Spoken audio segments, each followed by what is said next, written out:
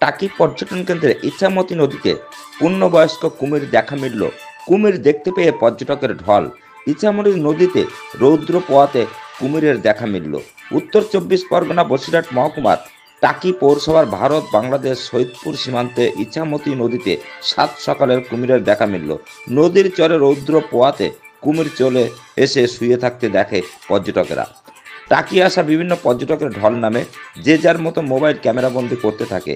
প্রায় 1 ঘন্টা চরে থাকার পর ইছামতি নদীতে চলে যায়।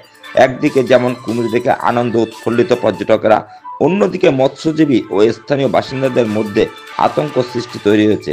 মৎস্যজীবীরা নদীতে মাছ ধরতে নামতে ভয় পাচ্ছে। হ্যাঁ, টাকিতে আমরা এই প্রথমবার টাকি ইছামতিতে আমরা কুমির দেখতে পেলাম।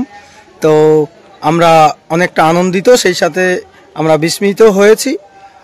এই প্রথমবার টাকির বিভিন্ন পর্যটকরা যারা আসছে তারা কুমির দেখে তারা আনন্দে হৈহুল্লোড় করছে, অনেক আনন্দিত এবং উচ্ছ্বসিত।